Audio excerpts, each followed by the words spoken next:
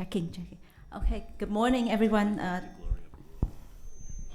Thank you for coming in early. I know this is the. Go ahead.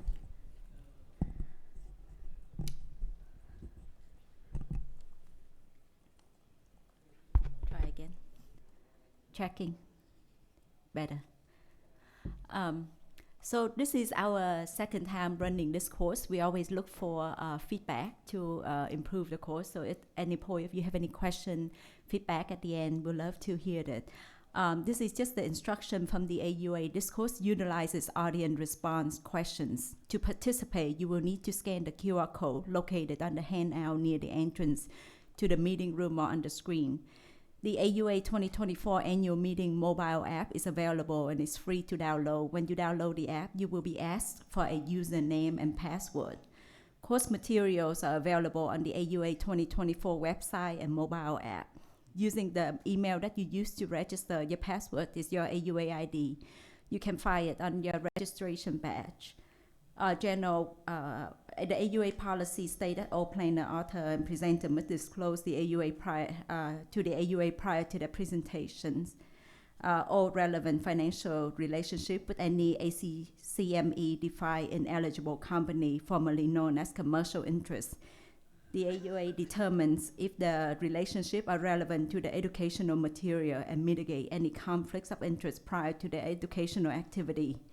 Disclosure of relevant financial relationship are posted on the AUA annual meeting website, auanet.org annual meeting, and a link is posted in the mobile app. Please remember to silence your cell phone. No photo, video, or audio recording are permitted. Courses are selected based on evaluation result. For every course evaluation that you complete, your name will be entered into a drawing for complimentary registration for AUA 2025 in Las Vegas, Nevada. You can evaluate this session by selecting evaluate through the credit claim process. Going to the AUA 2024 mobile app, click on the CME button or go online and click on the CME page. Can you pull up the pre-test question, please? No, under me, under Hong Kong.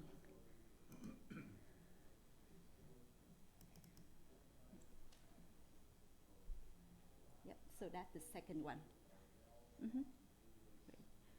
So we have a set of pre-test questions, and you have about 15 seconds to enter your response here.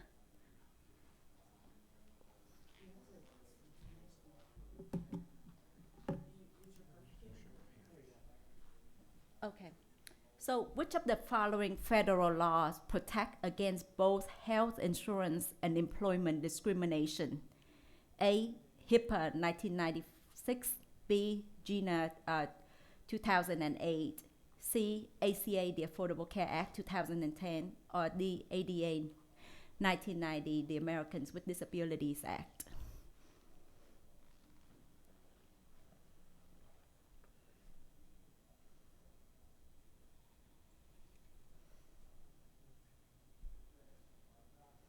Do you advance on it, this or not? Should I advance?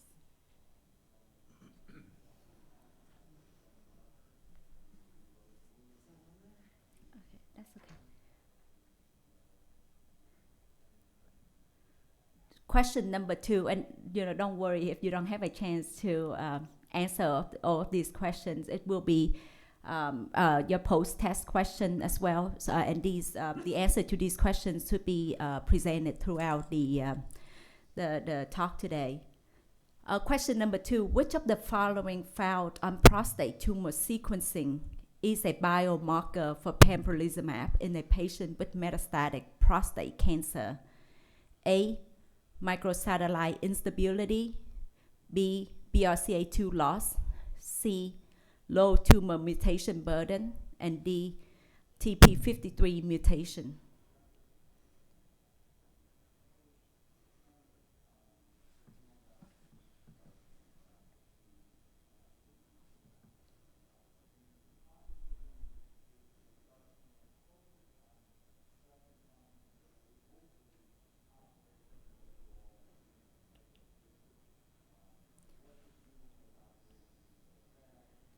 Question number 3, what percentage of patients with metastatic prostate cancer harbor an underlying germline alteration? A, 1 to 3%, B, 4 to 9%, C, 11 to 16%, or D, 25 to 30%.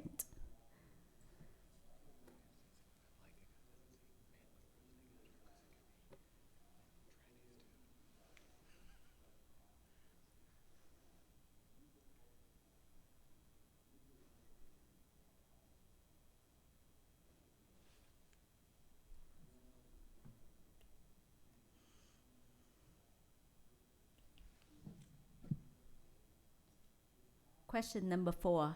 Belzutifan is approved for medical treatment of patients with kidney cancer associated with which of the following genetic alteration? A, FH germline mutation, B, VHL germline mutation, C, MET germline mutation, or D, TSC1 or TSC2 germline mutation.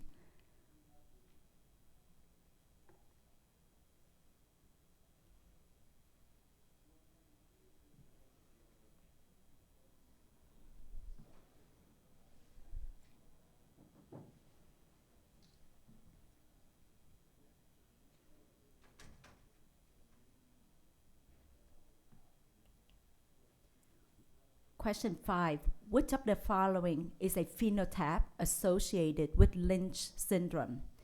A, kidney cancer, B, microsatellite stable colon cancer, C, mismatch repair deficient urothelial carcinoma, or D, early onset uterine fibroid.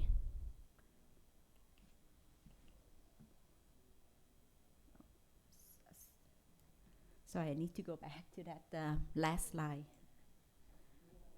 I think this is the audience response. So.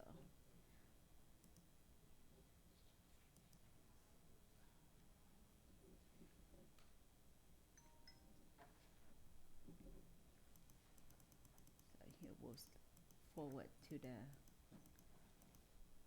last question.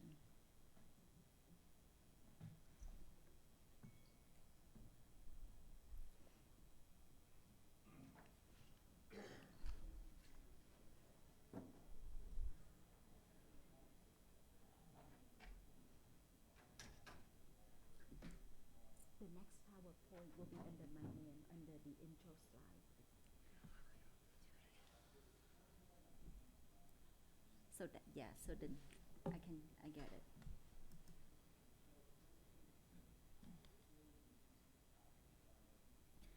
Okay, so our course today, we will talk about the germline genetics and the genomic of urologic cancer. We will discuss the current NCCN AUA guideline so that we can talk about which patients should undergo genetic evaluation, how you're going to do it, and what are the implications to the patients. We'll do it through some case-based discussions and discuss about how you can implement these to your guideline clinical practice.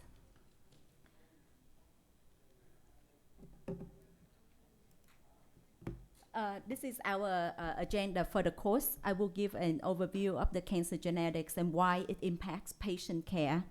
Dr. Maria Baker will discuss the basic concept of genetic risk assessment. Dr. Brian Shuck will talk about genetic evaluation for kidney and adrenal tumor. Dr. Minhaj Siddiqui will talk about genetics of prostate cancer. And finally, I will wrap up with genetic evaluation of patients with urothelial cancer of the bladder and upper tract. So these are the amazing experts in the field of genetics who will teach us the course, who will teach the course with me today. Dr. Maria Baker is a professor of medicine, a geneticist, and the director of Penn State Health Cancer Genetics Program. Dr. Shuck is an associate professor of urology and the director of kidney cancer research program at UCLA. He's internationally known for his research in kidney cancer, specifically genetics of kidney cancer. Dr. Siddiqui wears many hats. He's a professor of urology and director of urologic oncology and robotic surgery at the University of Maryland and the chief of urology at the Baltimore VA Medical Center. So I have the, sorry, go back. I actually was a student at the NCI with when Dr. Siddiqui and Dr. Shuk was doing their urologic oncology fellowship. That was back in 2012. Fast forward all these years, they continue to be my mentor and supporter. So I'm very grateful that they agreed to teach this course. And my name is Hong Truong. I am a urologic oncologist at Penn State Health Medical Center. So just a brief overview of what are the differences between genetics and genomics. They are often used interchangeably, but there are subtle differences. Genetics is the studies of individual genes and how they are passed down from parents to their children. Genomics, on the other hand, is the study of all genes in an organism, as well as how they interact with each other and with the environment. To put it simply, genetic is like looking at a single puzzle piece and trying to understand how it fits into the bigger pictures, while genomic is like looking at the entire puzzle and trying to understand how all the pieces fit together to create the whole pictures. Why should urologists care about genetics of urologic cancer? What's the significance? So first, the heredity of urologic cancer is actually very high, much higher than, say, for colorectal cancer, which is about 15%. Based on large studies of cancer incidence in monozygotic versus dizygotic twin, we found that prostate cancer have the highest heritability, which is almost 60%. Testes cancer heritability is 37%, kidney is 38%, and bladder and urothelial cancer in general is 30%. So very high compared to other cancer types. The clinical impacts of finding a germline mutation in a cancer susceptibility genes in patients are extensive and cannot be overstated. First, there's implication for their family member who would qualify for genetic testing, oftentimes for free, even if they do not have the cancer themselves. Second, in terms of surgery, there is prophylactic surgery to reduce the mortality of certain cancer. So Angelina Jolie is a famous example of someone who underwent prophylactic mastectomy and oophorectomy to mitigate the risk associated with BRCA1 mutations. There's enhanced cancer surveillance. Patients with genetic mutation tend to develop multiple primary cancer, and therefore they need to be screened and managed appropriately. So here you can see, I don't know if my thing doesn't show through that, but on the left corner there you can see a cancer that missed on mammogram that was picked up on MRI, which is not typically done unless a patient is known to have a genetic predisposition. And then there's medication that they can take to reduce the risk of cancer. Tamoxifen is being investigated for BRCA2 mutation, and aspirin have been shown to be effective in reducing the risk of colorectal cancer in patients with Lynch syndrome. In fact, I get referred some patients with Lynch syndrome for urothelial cancer surveillance. And some of those patients, you know, I was the first one to tell them about the aspirin trial and discuss with them about the risks and benefits of taking aspirin, so it's important to know about these. And finally, if we miss cancer at an early stage, there's targeted therapy options such as BRCA inhibitor or BARP inhibitor in prostate cancer, and immunotherapy, which you will hear about later during this course. Now I will pass this on to Dr. Baker, who will talk about genetic counseling and assessment. So let me pull up your slide here, Dr. Baker. Okay. Which one did you think? This one. Okay. This one doesn't work so well, so you may want to explain. Okay, so to advance it. Oh, so it's down there. The screen, just keep going in the now.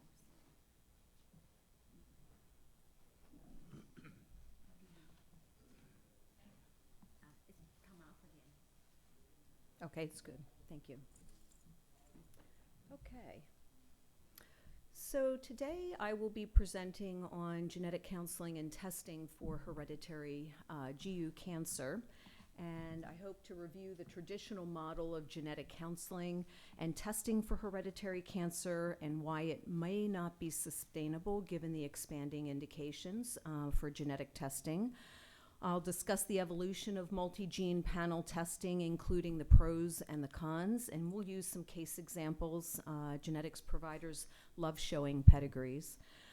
And we'll introduce some alternative service delivery models to address some of the challenges with access to cancer genetic counseling and testing as the indications continue to expand.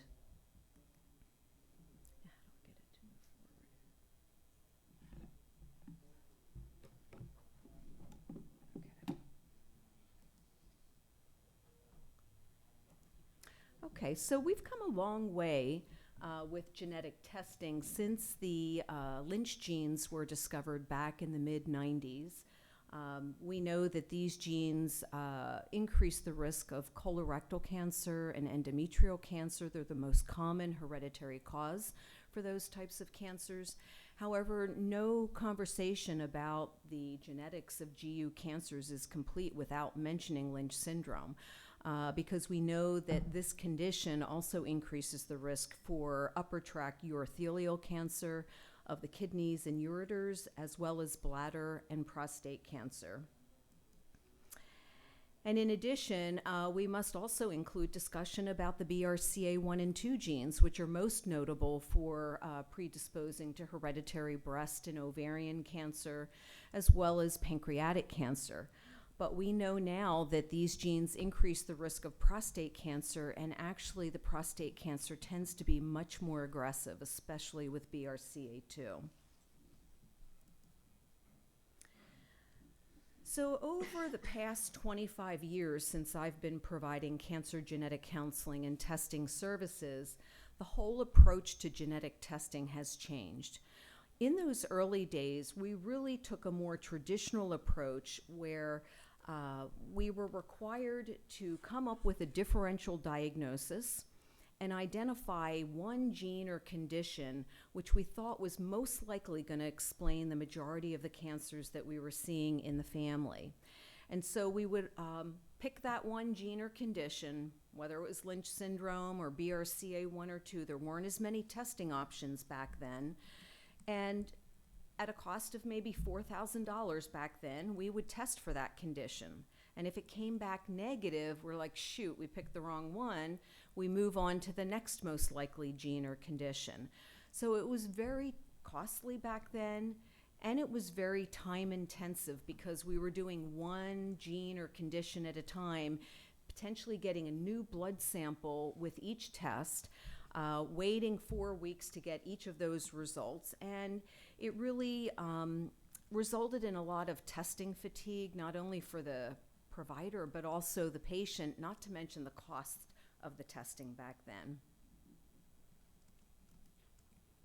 And so fortunately, in 2012, some of the genetics reference laboratories introduced multi-gene panel tests using next-generation sequencing. So no longer doing the more laborious Sanger sequencing, but taking advantage of these new technologies, specifically next-generation sequencing. And it literally changed the whole approach to offering genetic testing.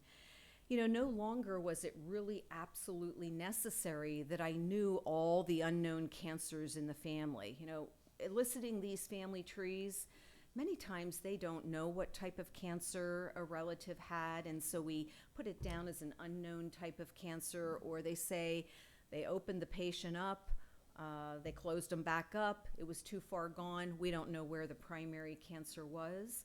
But to do this type of evaluation, we really need to know what was the primary site of the cancer. So fortunately, the next generation sequencing approach, I liken it to throwing the kitchen sink at it and seeing if anything sticks. It's not as crucial that we spend all this time trying to gather pathology reports to make sure that the information they're telling us is accurate, because it just literally introduces one more barrier to patients getting access to genetic testing that can be used to keep them healthy. And so instead of doing this traditional Sanger sequencing approach where essentially we read the sequence once in the forward direction and once in the reverse direction. Now with next generation sequencing, it's basically massively parallel sequencing. We're doing multiple reads of the sequence and then aligning those reads for the purpose of variant calling. So this is a sample hereditary cancer panel. And what you'll notice is it has a laundry list of genes listed on the left-hand side and all the different cancers that that gene potentially predisposes to at the top. And so this is why we call it throwing the kitchen sink at it. You can order that whole panel, and even if there's no family history of colon cancer, then maybe the main reason for the patient coming in was a history of kidney cancer, we can get information about all of those genes, and sometimes we get some surprising results. We may not find that gene that we thought we would to explain the kidney cancer history in the family, but yet we find a mutation in a colorectal cancer susceptibility gene. So we need to prepare patients for that possibility.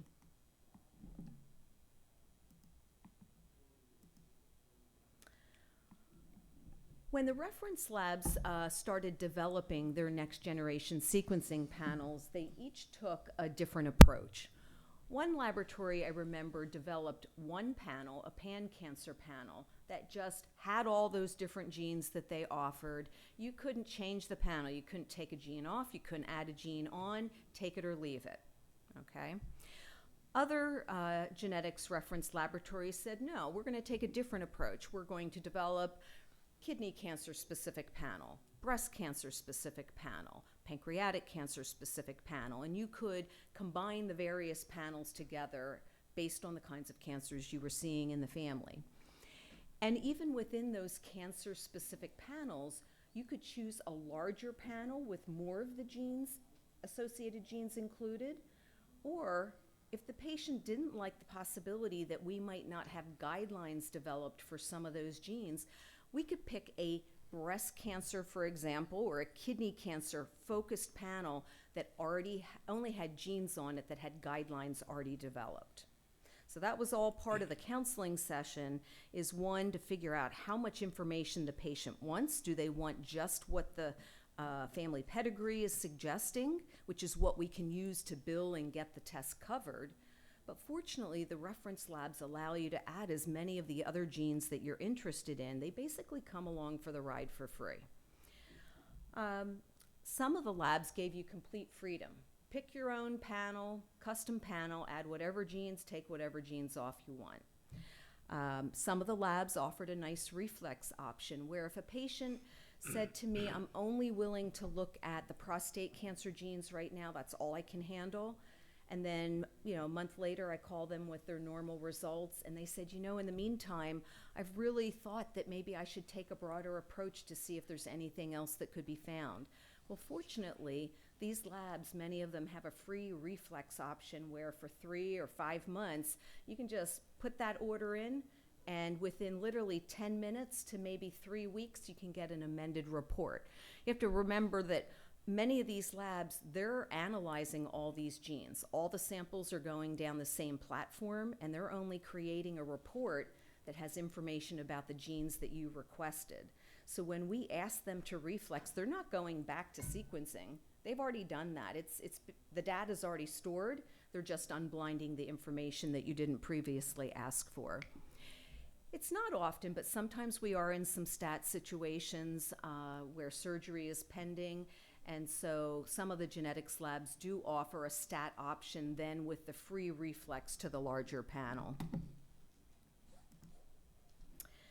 Now, traditionally, genetic counselors would be involved upfront providing education about the risks, benefits, limitations of genetic testing, and then they would take a primary role in coordinating that testing. Once results became available, they would disclose the results to that patient, in the past usually in person, but today, because of the number of referrals, we're actually most people are disclosing all those results out over the telephone, and then only scheduling a follow-up appointment if a mutation is found. This is just probably not going to be sustainable because the number of indications for cancer predisposition testing are increasing every year, and there aren't enough genetics providers. So we've been spending probably the past 10 or 15 years training other providers like you in your practice so that you could potentially get the testing started and basically flip the model so that, you know, we can provide some education to get other providers started, and then we're available on the back end when a mutation is found. And in our clinic, our hit rate is roughly about 20% of our patients will have a germline mutation. So if you're doing multi-gene panel testing, you probably should get about a 20% hit rate if you're testing the right people. Okay.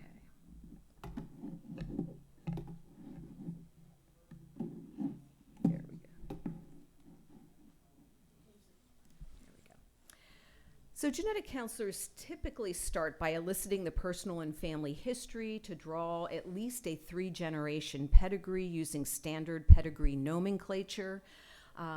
More recently in 2022, we did modify the nomenclature to be more gender inclusive, with now the squares, the circles, and now diamonds actually representing a person's gender identity rather than their sex assigned at birth.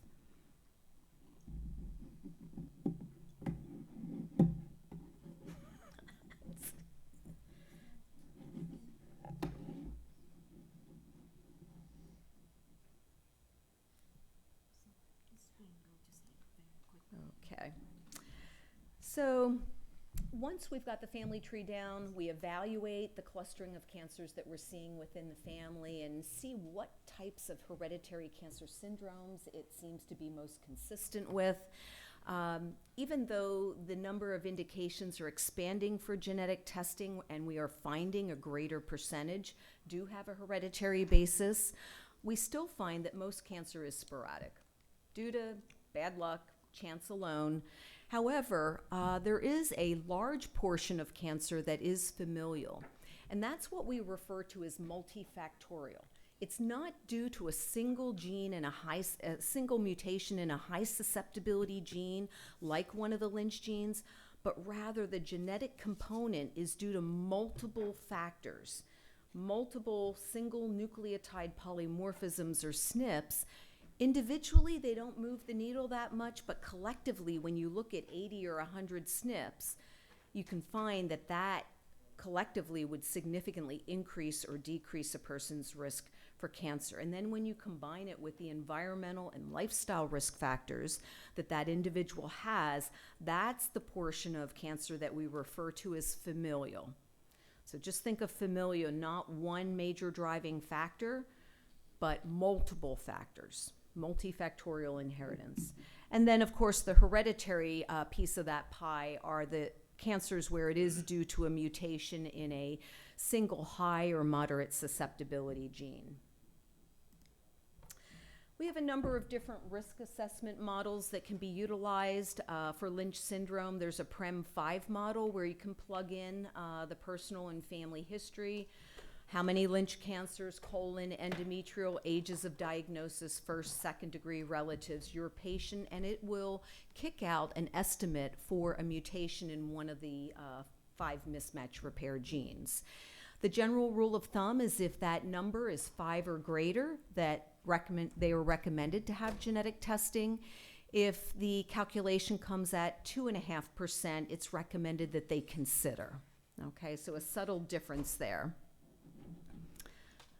How do I move it forward now? Okay.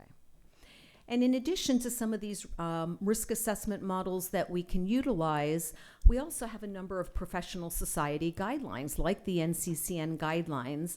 For renal cancer, for example, if you look at the top there, you can see that anyone diagnosed with renal cancer 46 or under is an automatic candidate for genetic testing regardless of any other family history.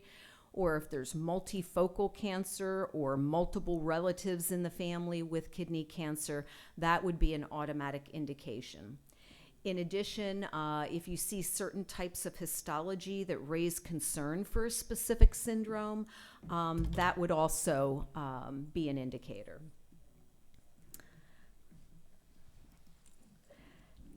Prior to doing genetic testing, it's important for patients to be aware of what the possible test results are. We could find a mutation which may inform medical management. We could get a completely normal test result, and I do like to prepare them for the possibility that we could find a variant, one or more variants of uncertain significance. This is where the laboratory sees a spelling change. They're not certain what it means. There's either no information in the literature or there's conflicting information, and so they sign it out on the fence as a variant of uncertain significance. So I prepare patients that we don't always get black or white answers with this testing. Sometimes we get some gray answers, and we don't want it to cause them alarm for two reasons. One, we know that these variants of uncertain significance are very common when you're doing large panels of genes. On average, about 25 to 30% of the patients will get at least one gray answer. And we also know that in cancer susceptibility testing, easily 80 to 90% of them will be downgraded to normal over time. So why worry about something if it's most likely going to end up being normal? So I tell patients, just let those gray answers roll off their back, not worry about them, and know that eventually when the laboratory figures it out, they'll issue an amended report, and then that office will then reach out to you to give you the new interpretation. It is important to know, though, that each laboratory has their own policy about how they handle these variants of uncertain significance. Some take a proactive approach, meaning they're constantly culling the literature to see what else has been learned about that specific variant.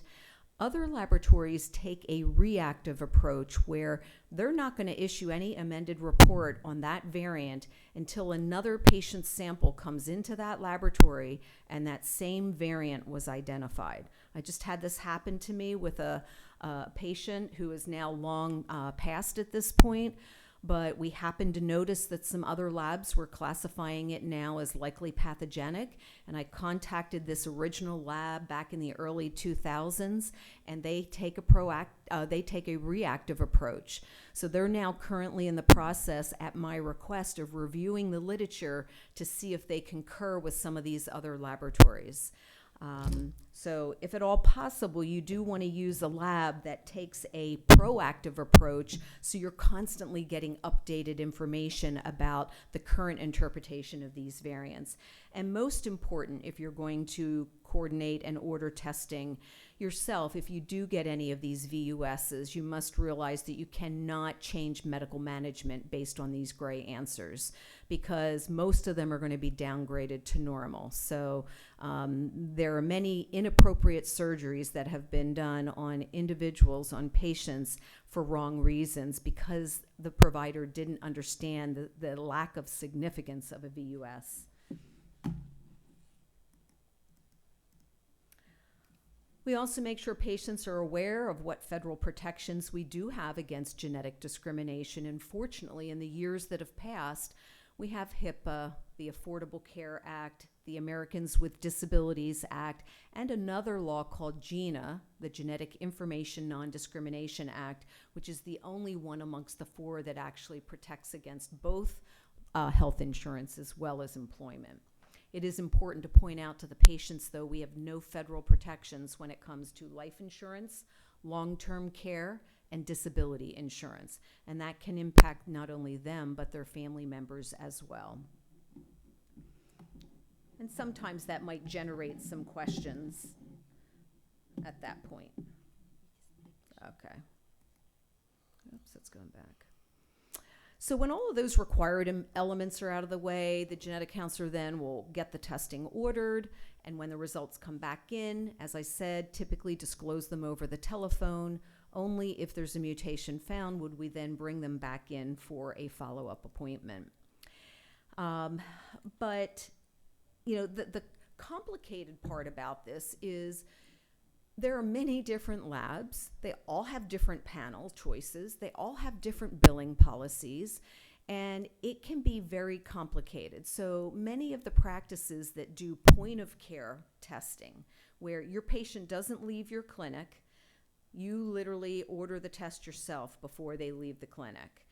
Many of those clinics will choose a much broader panel just to make sure they cover everything, because they're not taking a 3-generation family pedigree.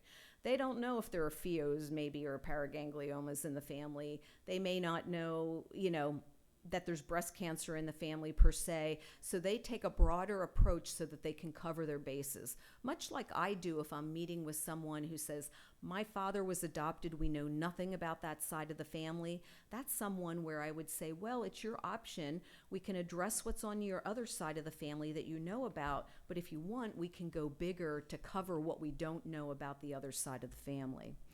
And so there are some labs, for example, if I have a patient with Medicare, I know there's a lab I can send their sample to where even if Medicare does not cover the test, the lab will give us the result and they won't bill the patient. They're not getting an ABN signed, so the patient will not be billed. If I have a patient with a breast cancer diagnosis, for example, I know there's a lab I can send the sample to, and their policy is they will not balance bill the patient. They'll get what they can from the insurance, but if that's what's most important to the patient, that they're not going to get any out of pocket for the test, I switch the sample over to that laboratory. Some of the laboratories have very generous self-pay options where they take a test that's billed for thousands of dollars and bring it down to $250. Some of them have very generous patient assistance programs up to 600% of the federal poverty level. Some of them have better turnaround times than others. So if you need a stat test, I know which labs I can depend on to get test results back within 5 to 7 days if surgery is pending. And we've talked briefly about the free reflex testing, as well as once a mutation is found, some of these laboratories offer a free cascade testing policy as well. And then with those required post-counseling elements out of the way, disclosing the results, talking about their medical management, we then also explain to the patient who's tested positive what their lifetime risk is for various cancers based on, the literature out there. And so we can use some tools like this Ask to Me tool that actually plots it out for a patient here, for example, that has an MSH2 mutation for Lynch syndrome. We can indicate how old they are to subtract out what risk they've already traveled through, male versus female, so that we're only populating the risk for uterine and ovarian cancer for the female patients.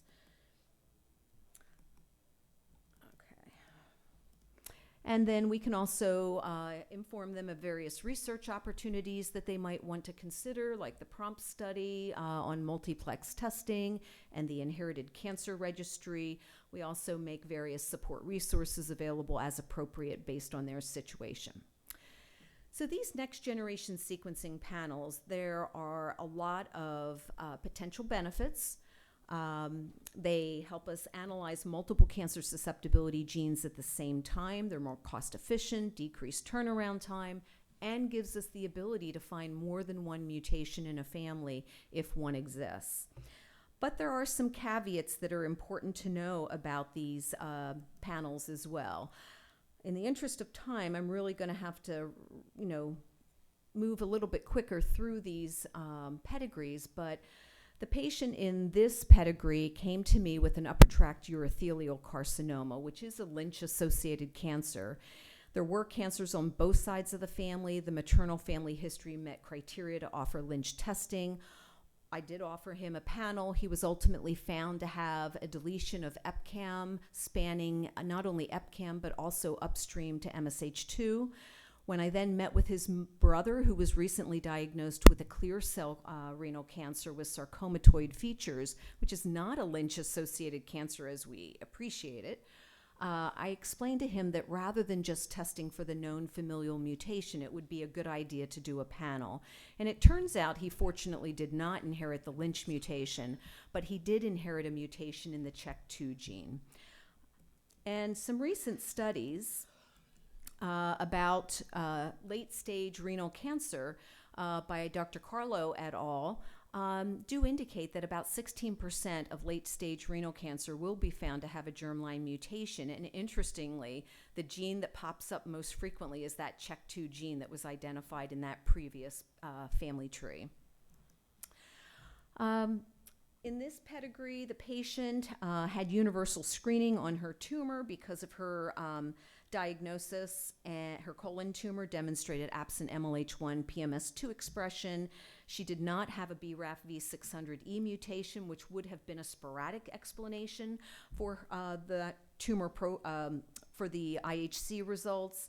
She did just testing for MLH1 and PMS2. That's all she wanted to do at that point. It came back negative. I then met with her and asked if she wanted to reflex, which she did to a larger panel. Ultimately, we found both an ATM and a BRCA2 mutation, so fortunately she did reflex. Interestingly, although we did not know about it, tumor profiling results on her clearly indicated those two germline mutations. Other caveats about next-generation sequencing panels. We can identify one or more of these variants of uncertain significance, and sometimes the variants have conflicting interpretations between the different research laboratories. This is one patient that I met way back in 2012. She had a clinical diagnosis of von Hippel-Lindau. Lab A identified a variant in VHL, but they called it a VUS, but likely pathogenic. They just didn't want to commit. It's one or the other. It's a VUS or it's likely pathogenic. But the way the report read was VUS, but likely pathogenic.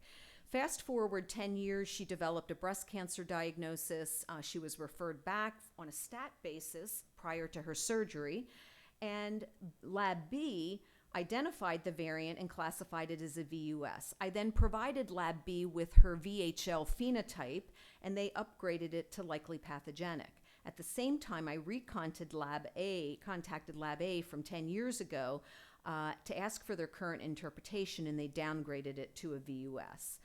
So this patient has a clinical diagnosis of VUS. The genetics labs can't figure out how to classify this variant, but she should be managed as VUS, as VHL. Other caveats about next-generation sequencing panels: we may not appreciate all the cancers that are associated with a particular gene as of yet. We may not be able to quote lifetime risks. The management guidelines may not be well defined.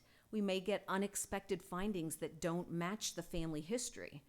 And we might get secondary findings, like identifying that a person is a carrier for a recessive disorder that doesn't have implications for their risk to develop cancer, but if they plan to enter into another pregnancy, it can have reproductive implications if their partner is also a carrier for the same recessive condition.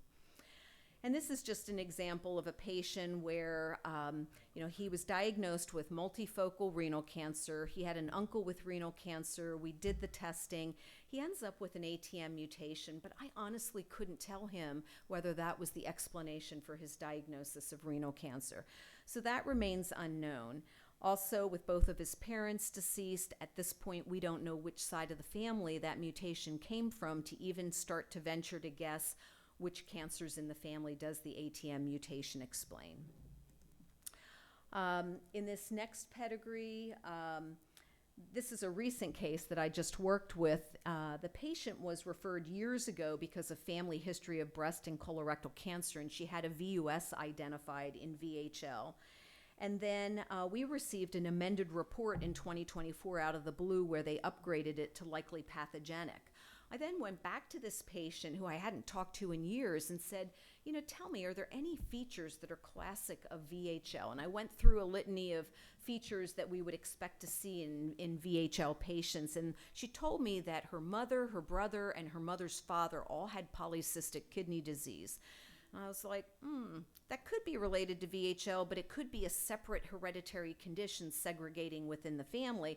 We'll have to figure this out. Well, the mother, who also had the polycystic kidney disease, she went forward with testing and was found to carry the VHL mutation. The brother who had the polycystic kidney disease does not have the VHL mutation. So now we're starting to separate this VHL finding from people in the family that have the polycystic kidney disease. It appears that it's probably a separate condition. Okay. And so we also, with these panels, can get these likely pathogenic variants downgraded to a VUS. And sometimes it's happened after the patient has already undergone prophylactic surgery. I've been in that situation 3 times. 2 patients removed their ovaries after the likely pathogenic variant was downgraded. 1 removed her breasts. Did not enjoy making those phone calls, but in all 3 cases, those patients were still satisfied with their decisions.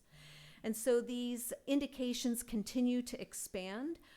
For prostate cancer, we now offer testing to all men with prostate cancer that is high grade, very high grade, metastatic, regardless of any additional family history. If there is breast cancer in the family, though, if there is pancreatic cancer in the family, then, or if there's 3 men in the family that have just regular run-of-the-mill prostate cancer, not high grade, that meets criteria for testing. And so, and then we've got a study like the INTERCEPT study, which looked at solid tumors, where 1 in 8 solid tumors have a germline mutation found. This is just providing further support for universal genetic testing.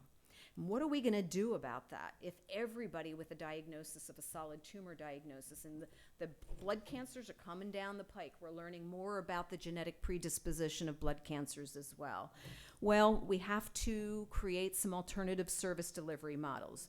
Genetic counselors have done that for years. I've done group education counseling for, patients that have breast cancer or have a family history of breast cancer. We could do that for men with prostate cancer. We could get 5 or 10 men in a room, educate them all at the same time, and then get them set forward with genetic testing for those that are interested. We can flip the model, as I suggested before. In other words, in your clinic, you provide a video, a brochure, or believe it or not, there are even some chatbots out there that are taking my place doing the education up front, and then only refer the patient if there's a mutation identified. I'm not saying whether that's good or bad, but if we're going to get patients having access to these services so that they can keep themselves and their families healthy, this may be the route we need to go. So in summary, although the majority of cancer is still considered to be sporadic, a growing number of cancers are identified to be hereditary using multi-gene next-generation sequencing panels. Indications for cancer genetic testing are expanding and may soon give way to universal genetic testing. And therefore, we must develop alternative service delivery models which leverage the time of the genetics providers to help address the growing access issues that are evolving. Thank you. Apologize for going over. Okay.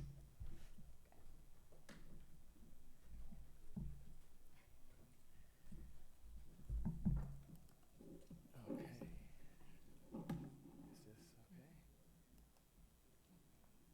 Okay, perfect. Okay, thrilled to be up here. I appreciate, seeing Hong, who was my trainee. There's a scene when Obi-Wan Kenobi fights Darth Vader, and he says the circle is complete. When we last met, the learner is now the master. So she's done an amazing job at Penn State, and it's really exciting to see her her career blossom. So I'm going to talk about a couple things. One about kidney and adrenal, and also talk about what I think is the most important aspect. All of us may live in our ivory tower, and we might have access to multiple genetic counselors, but this is something you guys can set up in a community-based practice. When I was at Yale, I had 8 genetic counselors. But not everyone has a Dr. Baker. So I went to UCLA, and it was not an ivory tower. It was a complete disaster with 2 genetic counselors. So I needed to figure out how to do an alternative model for delivery. So just some pretest questions. I don't know if we have ARS for this. I can just raise it. Okay. So just which patient over here would not be referred for genetic counseling automatically? A 72-year-old with a paraganglioma, a 31-year-old with a FEO, a 4-year-old girl with adrenal cortical carcinoma, or D, a 48-year-old with a 5-centimeter chromophobe. Think about that. We'll answer that later. But one of those is actually, you would not say they'd be automatically referred. Oh, here, you can do it now, yeah. I just want to do the ARS. I'd say 3 have pretty strong imperative indications, and 1 probably not. Okay. Another one, which is not considered an accepted method of genetic risk assessment, a pretest counseling performed by a provider who has received additional training, referral to an in-person genetic counselor for evaluation, a standardized video counseling of a with a focused condition, including all essential elements of testing, telehealth with genetic counselor where they don't do a physical exam, or just ordering the blood test and counseling only based on the pertinent findings. So one of those would probably not be the recommended approach.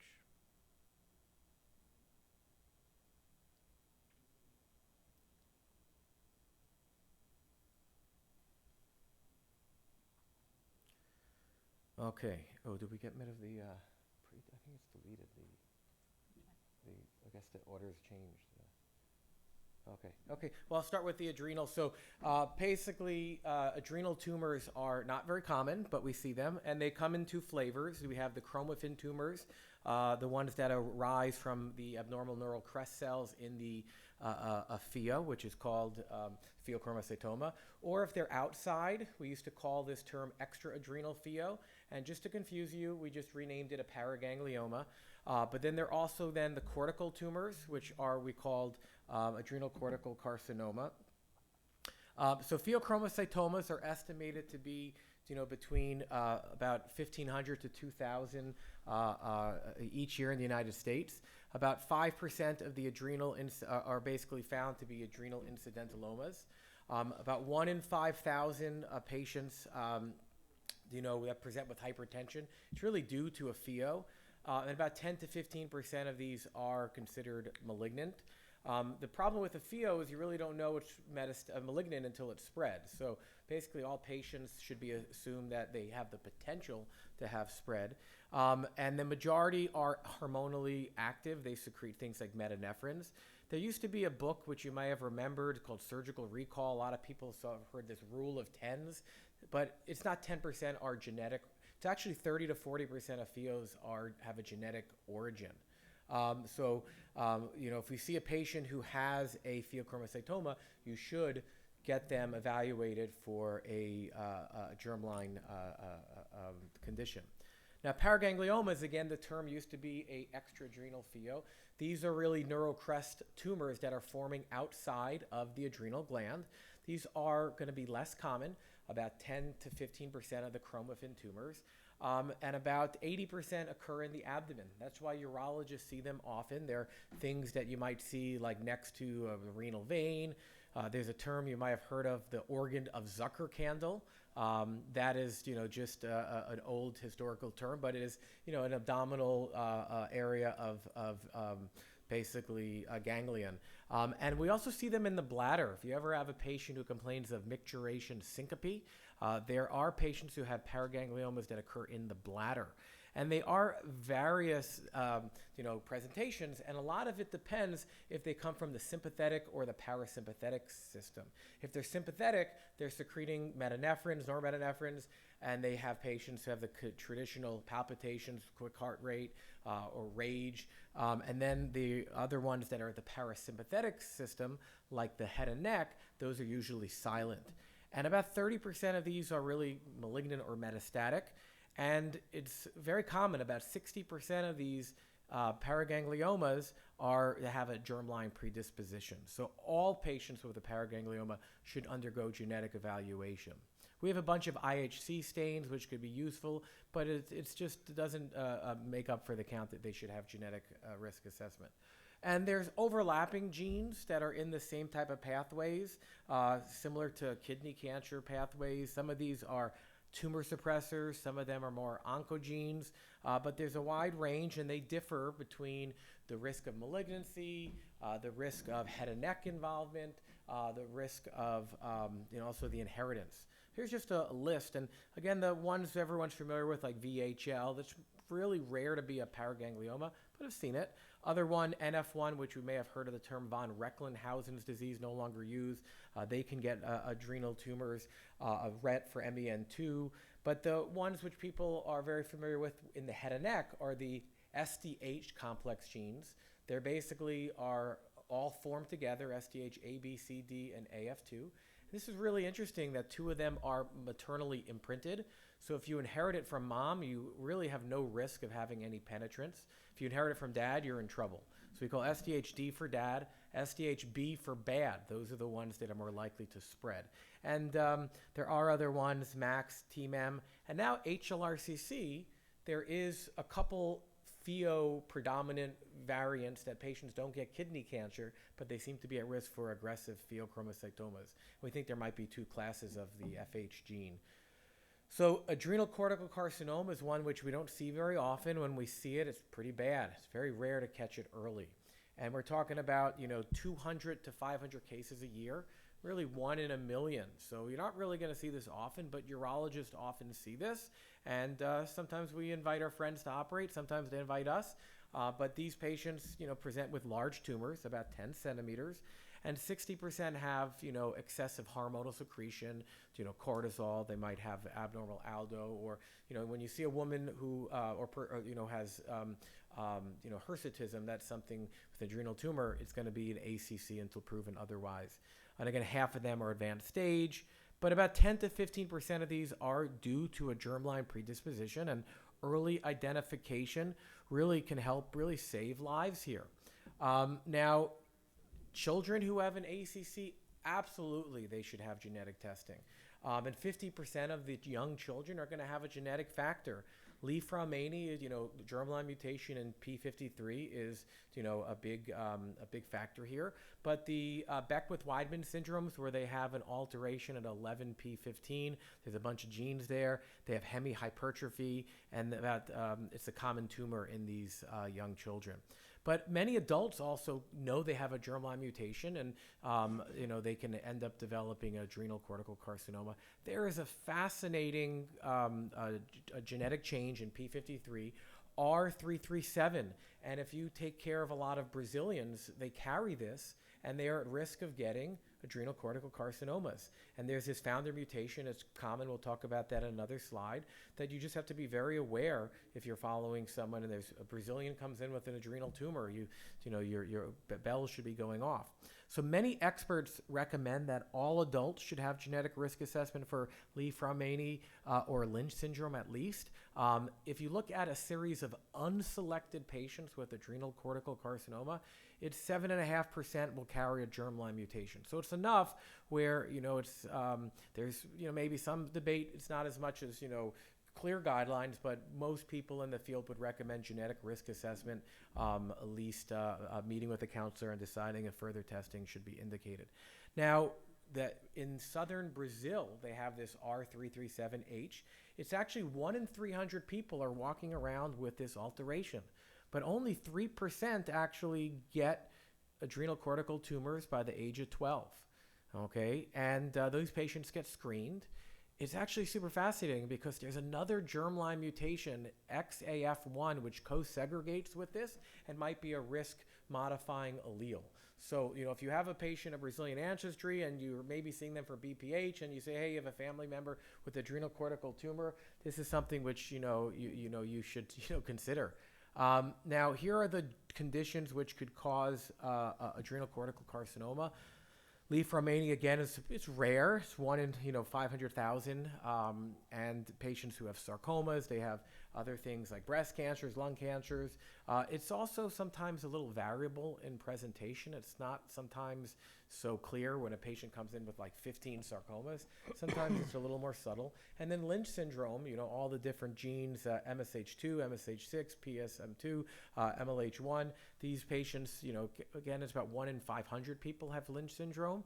And, they probably, about up to 5% can get adrenal cortical cancer. So, consider. But there are other ones which might have the association I mentioned, Beckwith-Weidman, MEN1, and potentially NF1 as well. So I do think it's worth considering genetic testing of these patient population because this is such a lethal cancer.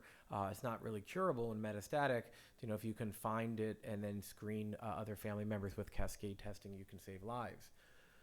Now, kidney cancer is my passion, and this is, we have a very robust clinic. It's long been discussed that 2 to 8% of kidney cancer is believed hereditary.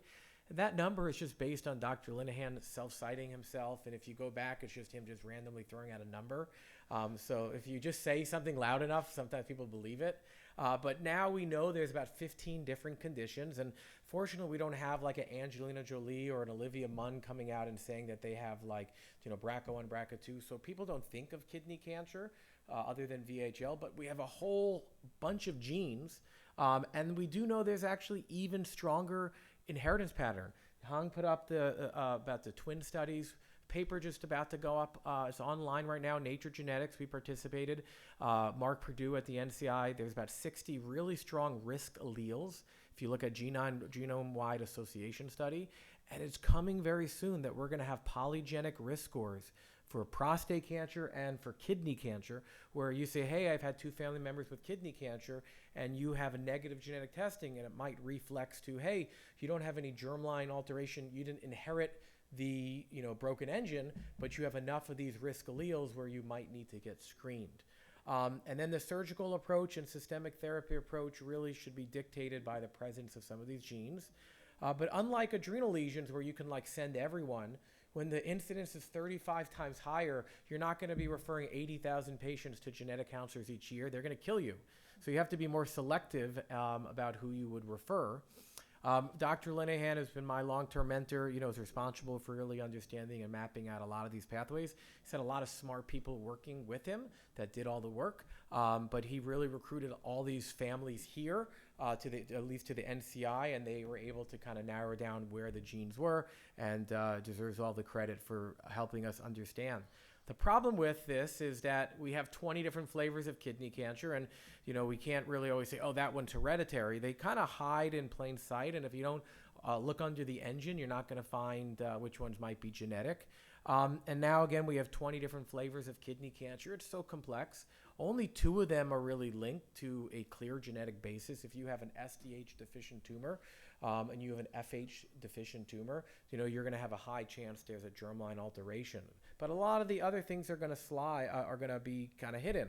So within different morphological patterns, you might have a different germline basis. We don't use type 1 or type 2 as much anymore because it's out of favor. It shouldn't be out of favor, but you potentially can have different germline alterations that are just hiding, and you won't know the difference between a regular clear cell versus an SDHC clear cell, or a low-grade oncocytic tumor that is maybe a TSC1 or TSC2. Or collecting duct might accidentally be called collecting duct when it might actually be an FH deficient tumor. So we have a lot of different syndromes, and these syndromes, everyone reads about them in the textbook. I guarantee you've seen these patients come into your clinic, and you just may not have recognized it. I would say that we focus so much on the disease that we're dealing with. Let's say we get a CT of the abdomen. We don't look at the lungs. And the lungs, oh, there's 8 cysts there. Well, maybe they have Birt-Hogg-Dubé. Or, we're looking at the kidney and we're missing that they might have 8 cysts in their pancreas, something kind of funny going on. Or you do a detailed assessment of their skin and look at maybe their fingers. Maybe they have a periungual fibroma. So things like Cowden syndrome, MITF cancer, BAP1 if they have mesothelioma. We should be really taking a family history or looking at that for different things. But these have a different lifetime risk, and they're very different syndromes. They have different histologies. So you might say, well, I've never seen someone with any of these conditions. These are extremely common. So when I went to my first job at Yale, they said, oh, you can't study hereditary kidney cancer out of the NIH. Within 3 years, I had 30 families with HLRCC, and they're like, how is that possible? Well, we actually looked, and these conditions are very common. If you we looked at data from the Exact registry, we looked at data from Invitae. There's cohorts like Geisinger, which they have this called MyCode. They basically sequence everyone. Things like Birt-Hogg-Dubé or HLRCC, they're probably 1 in 1,000 to 1 in 3,000 people are walking around with these conditions. So you're going to see them, but if you don't think about them, you're not going to recognize them. So here's from that Geisinger series. They looked at 135,000 exomes from people going to Geisinger, and they found, probably about 1 in 3,000 people are walking around with Birt-Hogg-Dubé. Same thing in Japan, where they do a lot of lung cancer screening. They see cyst, and they do reflex genetic testing. Now, how common is hereditary kidney cancer? Again, Dr. Linehan kept on throwing 2 to 8% for 2 decades without really any data. But if you look at the series, our first report, this is my medical student from years ago, we looked at the first shotgun sequencing approach where you did panel testing. Marie Carlo, who used to teach this course, was other Hong's other mentor. We look, and there's a lot of RCC-associated genes. It is 2 to 8%, but these are very, very enriched populations, early onset, bilateral, multifocal, and then you find a lot of noise in there. If you're going to look and you're going to work at Sloan Kettering in Upper East Side, New York, you're going to have a lot of Ashkenazi Jews, and you're going to have a lot of BRCA1, BRCA2 ATMs, which are going to be in there. Is that related to the tumor, or it's just noise that are in there? So we're not really sure. So again, as Dr. Baker mentioned, about 20% of patients might have a germline alteration. We're never sure sometimes if it's actually the causal, the driver of that alteration. I do think CHEK2 is a kidney cancer gene, but the jury is still out. But if I see a patient with BRCA1 or BRCA2 and they have kidney cancer, they might have just been screened for their, breast cancer, and they lo and behold have a 1 centimeter kidney tumor. So it's unclear. We do have the 4 to 6% in unselected cohorts, but only 2/3 of these are RCC genes. So probably more in the 2 to 3% range. And this is that unselected series, the true incidence of hereditary. They looked and they said, well, the TCGA is 2 to 8%, and they basically looked at 1,000 genomes, and they said, hey, it's probably a little less common than all these enriched series say they are. And here's what they found, again, 4.5%, and a lot of them are in these other genes. But what they did find is that we really are not that smart, because we do exome sequencing, we are missing the introns, and they actually found a lot of patients that actually had intragenic mutations. So if a patient had like a chromophobe or oncocytic tumor, and we said, oh, you're germline negative, and lo and behold, they have an intronic alteration within between exon 1 and exon 2 in Birt-Hogg-Dubé, the folliculin gene. So we might change how we do genetic testing in the future, because we might be underdiagnosing some patients. Now, red flags to consider for kidney. This is, things like early age of onset. I wrote a paper now 15 years ago. They said less than age 46. That's really the bottom 10th percentile. That being said, I don't always send patients. Hong had a paper saying if you just have a solitary clear cell and you're less than 45, you're probably not going to find anything. But I do think if you don't look for it, you're not going to find it. Bilateral, multifocal, strong family history. If you ask about abnormal skin lesions, atypical nevi, melanoma, mesothelioma, these types of things, you're going to find things. So we tried to come up with some consensus guidelines. We do know that the referral guidelines had been unclear. Different guidelines and different recommendations. They did update the NCCN, and I think we have better kind of guidelines about who to refer. But we did try to have a genetic risk assessment conference, and we did basically come up with more strict criteria. And the NCCN did add a whole section. We did have a follow-up consensus conference, which I think is going to, hopefully we'll get this published this year, that I think is going to be valuable. Now, what I also will kind of pitch to you guys is that VHL is really a strong urology disease. We helped to discover the gene for VHL. Dr. Linehan deserves all the credit for that. And we should be very, very prominent in this disease.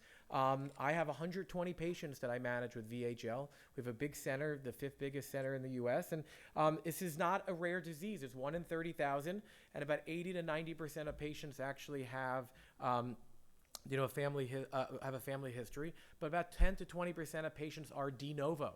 They just, they present later. They're just an alteration that happened, and the survival of this population has dramatically improved.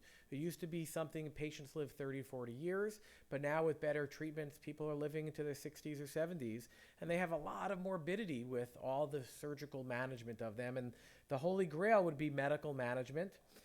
Just looking at the different alterations, we have brainstem, cerebellar, hemangioblastomas, retinal angiomas, and spinal cord lesions. These differ a little bit by some families, whether it's type 1, which is a loss of function, type 2 is more of a missense mutation, but these are very problematic for many of our patients.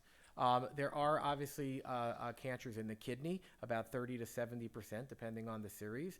Pheos, about 20%. And then patients get not just cystadenomas, they also get neuroendocrine tumors. They also get tumors of their inner ear. So we have different genotype-phenotype relationships. We basically don't really use this, but we do know that there might be differences in pheochromocytomas. There's also a super exciting one, which I see a lot, and this is something we call Shuvash polycythemia. A lot of patients come to me and they think they have VHL, but there's an autosomal recessive condition which gives people polycythemia, and it's linked to either the Isle of Ischia or the Shuvash Republic in the former Soviet Union, and they have no VHL manifestations, they just have high EPO. And then we have complete screening guidelines. Now, there's now a new drug on the block. It's called Welireg, and it was studied in this paper that came out. It was called LightSpark 004, and these patients had VHL-associated kidney tumors, and these tumors were growing, and they started on therapy, and then tumors flattened out. And if you look at the response rate for VHL kidney cancers, 50% or 60% had responses, but the neuroendocrine tumors of the pancreas, the CNS hemangioblastomas, they shrunk, and there were some complete responses. So this is the most exciting thing is this patients, surgery, start on therapy, very quiet. So these patients actually have been able to change their life. These very well tolerated. 7% have significant anemia where they may need to have dose reductions. They may need to have, some support. Dizziness is, mild. Some people complain of a little bit of fatigue. If they have anemia, you can either give them a dose of Procrit, you can give them a transfusion, or you can lower it. Hypoxia is something we see in like 1 of 61 patients on that trial. It was approved in 2021. Now you say, who's going to give it? Okay, I have 20 patients on this drug. I am not a genius, okay? I can feel very comfortable. I think urologists are really good at managing anemia. I cause hemorrhage in the OR. I'm pretty good at managing that. But these patients can have, urologist, clinical geneticist, endocrinologist, all can give this drug. And I promise you, we are 1 or 2 studies away for small renal masses or large renal masses being managed with a pill. So I implore urologists to be, aware of this and not be afraid to give a drug that can be well tolerated. Now, I just want to, just a couple slides. I mentioned that you guys can leave this conference and say, I can implement this type of thing in my practice. I'm just going to go over and just say it's not a blood test, so you shouldn't just be ordering testing without really having discussion, because there is some obviously important aspects of counseling, test selection, interpretation. Again, I went to UCLA and there was like a total chaos in terms of lack of genetic counselors. There's a shortage of genetic counselors nationally, and a lot of genetic counselors have now moved to industry. And again, at our ivory tower, we might have access to like 10 genetic counselors, but if you're in your practice, you might say, what do I do? Can I just have a show of hands? Who can get genetic counseling within a week at their center? Okay. Who sometimes have to wait a month or 2? Okay. Well, I can tell you, you can implement something where you can have genetic counseling the next day. So telehealth is great, and during the COVID, we've implemented this, but there are companies out there which you can partner with to have early and quick access to genetic counseling. You can also implement videos. What I used to do is I used to have a video that I would just have them watch, and then I would just have them draw the blood test. That was when it was complete chaos. But then I partnered with a company. I'll just show you this workflow, where there's a company called Genomics, and they have about 80 to 90 genetic counselors licensed all over the United States. There are other companies as well, where at your institution you may not have access to a genetic counselor. So we had 2 approaches. One, we would just have them get genetic counseling through telehealth in our office through a portal. And then the genetic counselor would meet with them and counsel them. And then they say, yes, let's draw blood. We draw the blood. And then we ship it out, and the genetic counselor would do the post-test counseling remotely. And then they would give us the results back. What we would also do sometimes, if they say, hey, I can't wait, we'd say, okay, well, why don't you log in and you would just do this at home. And they would have potentially next day availability, and they would have the genetic counseling done. They send us the results. So we actually had 90% of patients, this is going to be published in Gold Journal in the next couple weeks, 90% of patients got done within 10 days. The cost of $75 didn't cost anything to the practice. They would bill insurance. So you can go and just set this up. I'm happy to tell you how to set it up. It was very easy, so all our patients can get rapid access. The genetic counselors were mad at me because we weren't using their service. But again, I said I can't wait 2 or 3 months to have a patient get a genetic risk assessment. So you want me to do the post-test? Okay, so the post-test questions here, which of the patients would not be automatically referred? Well, paragangliomas, yes, they should be referred. Pheos, yes, they should be referred. Adrenal cortical carcinomas, yes. A 5-centimeter chromophobe in a 48, probably not strong indications. Then finally, this other question about what would not be considered acceptable method. Well, it wouldn't be acceptable just to order the blood test, not really counsel patients, not really do a pedigree, and then just kind of wait to see what the results are. So again, I think, genetic counselors play an important role. They're just a very, they're a commodity that we take for granted. And if you don't have access to them, there are ways to get access to them through telehealth. Thank you.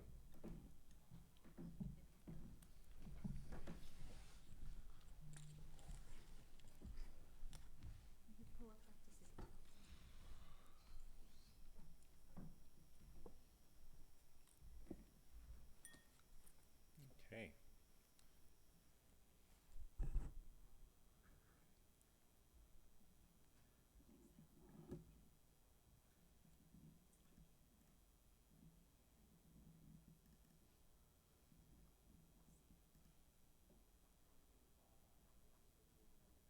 Wonderful. Okay, great. So we're going to transition now to prostate cancer. So thank you. Thank you, Hong.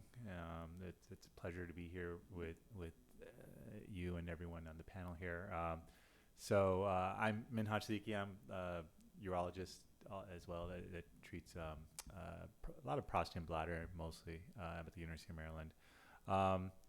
So let's see here. No relevant disclosures for this talk. So this is what we'll cover in the prostate cancer side.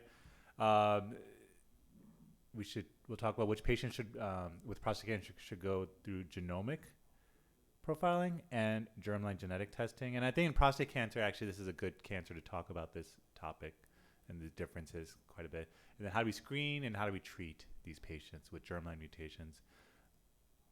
So let's start with this.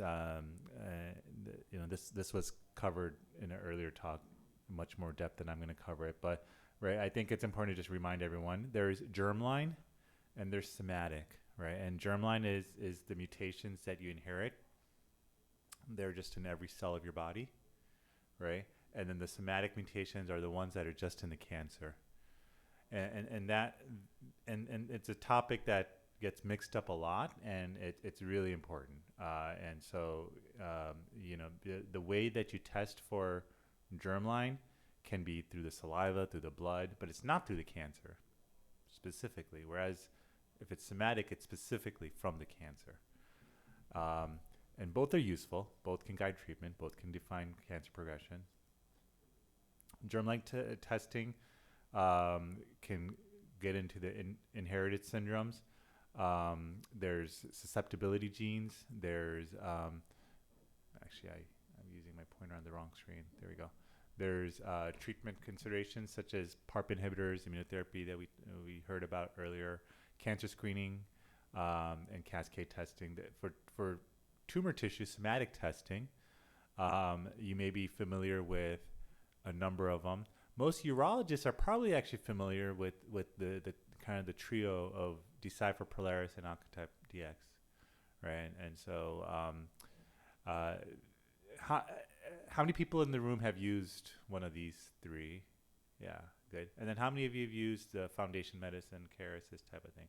Yeah, and that I'd say is pretty typical, right? And so these gene expression testings, this is expression, right? So this is you have and there's a number of reasons why expression can be thrown off. And so this based on expression profiles, which is kind of more gestalt numbers. I mean, pretty much everyone raised their hand. And so you're all familiar that you don't get back a report saying BRCA2, right? You get back a high risk, intermediate, low risk, chance of metastatic disease, that type of thing, right? It's more of a kind of capture. And so we're not going to cover that too much detail here. It has indications that it's been specifically shown to be useful for adjuvant radiation after the treatment, this type of thing. There's some potential treatments that it's potential applications that it's useful for. We're going to talk more about this space because this is stuff that you all can be doing as well, right? And so with tumor profiling, you can get more kind of nuanced. We're going to get much more detailed about this, about like specific genes, actual specific genes, and like, you know, how that can help guide your risk stratification and management. I think this is very much an evolving area. You will see after. If we talk about somatic testing, it's important to be aware of this concept of tumor heterogeneity. You know, this actually really it makes a lot of sense, and we intuitively know this, right? That tumors are heterogeneous, right? And so not one part of a tumor is not the same as other parts of a tumor. With prostate cancer, you're like inherently aware of this because our grading system takes into account the heterogeneous, right? Like there's some areas that are pattern 5, some areas that are pattern 4, so it'll be a pattern 4 plus 5 or 5, etc. Right? And so there's been studies to show how this heterogeneity plays out in the genetic landscape. And so I like this kind of study. This was published just a while ago now, I guess. But they took samples of tumor from within the prostate and from a metastatic site, and then they sequenced all of them, and they generated these kind of clonal evolution trees. And so one tumor might have a mutation in a certain set of genes, and then as you kind of go down from there, it potentially spread to another location or just kind of grew outwards, and new mutations were introduced as it continued to kind of get more aggressive. The metastatic site ultimately had even more mutations. And so this is important because if you were to do your somatic testing based on a prostatectomy sample for someone with metastatic disease, you may capture the clonal mutation tree at an earlier branch point than what is actually kind of causing problems for that patient if they're metastatic disease. Okay. In terms of distribution of germline and somatic mutations, so most tumor mutations in the prostate cancer landscape tend to be somatic mutations, and which is not unlike most cancers in general. There are some that are enriched for germline variants, such as BRCA2, ATM, CHEK2. So here's this one of our questions. I think this one's just going to have an answer in a second. But so a 70-year-old man with metastatic prostate cancer had tumor sequencing of his metastatic retroperitoneal lymph node. Okay, the test reported a BRCA2 mutation. Without knowing more, which is the best description of the variant? Okay, is this a germline variant, somatic variant? It could be either, or both. And that's the answer. It could be either, right? It could be something that's present. How would you differentiate the two? If you were really trying to go into it, you could do, for example, a germline test on like saliva sample or something like that. Then you would know for sure. Not all susceptibility alleles are the same. You know, this graph kind of shows that nicely. There's two things to actually know, right? There is the effect size of the presence of the mutation, and then also the frequency within the population that it's seen in. So there are plenty of mutations that have low effect sizes, but they're quite prevalent. And then there's the ones that you I think probably hear about more often, which are these ones with these very high effect sizes, but they're not that prevalent, right? And so these are the ones with kind of the relative risk of 5 for high risk cancer, metastatic cancer, these types of things. In terms of criteria for germline testing within prostate cancer, there's the generalized criteria for germline testing, such as personal histories, right? And this would be your kind of first degree relatives with prostate cancer or breast cancer, other kind of cancers, or a history of actually known BRCA2 mutation within the family, these types of things. And then within the prostate cancer space, there is either high risk cancer or metastatic cancer. Okay, and then within metastatic cancer, you're looking for, this is where we're actually looking for somewhat actionable mutations, which is within the repair genes, microsatellite instability, and mismatch repair genes. It's preferred to get metastatic tumor sites or circulating tumor cells for the whole heterogeneity thing that I just talked about, right? You want to try to get the cancer that is most aggressive if you can. In terms of people that we typically talk about with the localized high-risk prostate cancer, there's patients with T3A or higher stage, grade group 4 or 5, the Gleason score 8 and above, essentially, and PSA greater than 20. And then very high, T3B, pattern 5, primary pattern 5, two of these features, or just kind of high volume disease. Family history criteria, there's a number of ways that these are described, but there's the kind of sub-communities with high prevalences of these mutations, such as BRCA.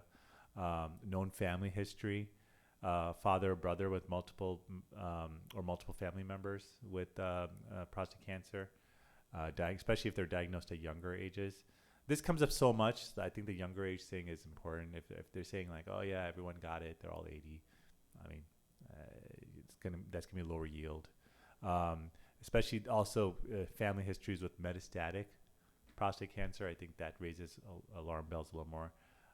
And then greater than 3 cancers on the same site, especially when they're diagnosed young, and the list of that is pretty broad. It's important to know. I think it's important to kind of work with, find companies that work well with you. I think some of the reps in these companies actually can be pretty helpful to kind of help you kind of navigate some of the logistics of things. They'll help figure out some of the insurance pieces. If the company offers genetic counseling kind of facilitation, that can be helpful for all the reasons we just heard about. I think you want to make sure that there's at least a subset of genes that is covered in the panel that you get. Not every panel is the same, and so these are panels often that they're not looking at every gene. It's just important to be kind of aware of that because there is a lot of variability out there. People are always wondering kind of how prevalent are these mutations, and it's a really nuanced question. We've kind of heard about this in the kidney cancer thing, where in the kidney cancer talk that a lot of that is influenced by which population this question was asked within. And so there's been studies showing that the prevalence of BRCA2 is 0.29% and then upwards of 5%, right? That's a huge range.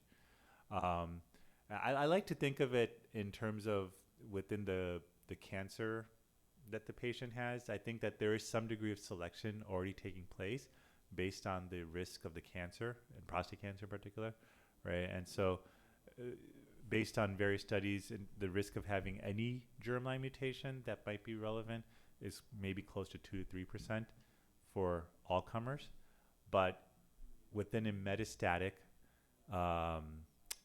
cohort, right, that number goes up to 12 to 17%. You may remember this question from the beginning of the presentation, but 12 to 17%. So that becomes a lot more fruitful of a population. That's why when we talk about like which population is this indicated in, we do talk a lot about the metastatic population. High risk localized, 5 to 9%, whereas low risk, 4 to 5%. So you start to wonder, like in an active surveillance population, how useful is this versus a Gleason 9, clinical T3B population versus lymph node positive population. Which genes are we looking at and how are we interpreting them? So BRCA1, BRCA2 are the ones that come up. BRCA2 in particular, is a 8.6-fold risk of high-risk prostate cancer with increased risk of aggressive phenotypes with high grade, high stage, and lower cancer-specific survival. So these are kind of now meaningful, important clinical outcomes, and particularly associated with BRCA2 that they've been shown. How do we screen for prostate cancer? Now we're really getting into tricky space that I think is going to evolve, definitely going to evolve. Okay, and so we're pulling this from last year's NCCN guidelines, and begin screening. This is a population where you can consider early screening. All prostate cancer screening is based on informed kind of shared decision making, right? That all kind of guidelines say this. But certainly for patients coming with known histories of BRCA2, especially when they're coming from like family histories of such, or for one reason or another may know that they have it, early screening may be fruitful. There's been evidence to say that having a lower cutoff may actually be also of help, right? And so and it's important to know. It's important. This is not BRCA specific. This is just age specific. If you are, not that many patients who are age 40s are getting screening, but they do have lower cutoffs for what is considered normal within their age cohort, right? And so someone between 40 and 50, their PSA should not be 3.9, irregardless of the BRCA, and so that is worth remembering. Otherwise, the workup is similar to any other patient that is flagged for workup. Anyone that's considered risk, based on a DRE or based on elevated PSA, if you're going to work someone up, we talk about, MRI if available, although that's not required, but certainly a lot of practices have transitioned to more and more reliance on MRI, and then transrectal biopsy if anything is of concern.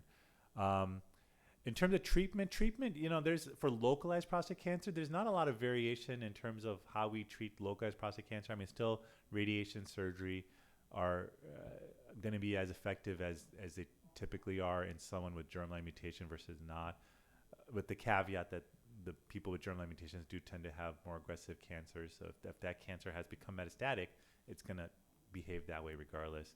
Active surveillance is the one area that there is a little bit of caveat. Active surveillance is not contraindicated. Okay, active surveillance is not contraindicated in someone with these mutations. However, you should be aware, and the patient should be aware, that the risk of progression has been shown to be higher. And Bal Carter kind of showed this in his cohort, in particular, as the Hopkins cohort. And so they saw that there was a 10% risk of progression over 10 years in the kind of non-mutation carrier, and 40%, right? And that's so it's worth remembering that's still 40%. That means 60% of people remained on active surveillance even with the mutation. So it is very feasible that you can do surveillance on someone with these mutations if they have otherwise low risk characteristics of disease. Treatment for patients with surgery, radiation. So as I mentioned, I think that there are issues with patients having survival issues, that progression issues. That's just kind of related to the nature of the disease. So maintaining good surveillance. I mean, right now that's where we're at. Just keeping a closer eye on these patients, and counseling them, setting expectations. I think that we don't have great targeted options, unlike with metastatic, which I'll touch base briefly in a minute, where we actually can cater treatment. With localized, we don't have catered treatments per se right now. So currently no guideline recommendations for the management of localized prostate cancer in men with BRCA mutation. Close follow-up in active surveillance is important, but it is not contraindicated. The role of germline testing in management of localized prostate cancer is unclear because there's, again, low prevalence of the mutation within this population.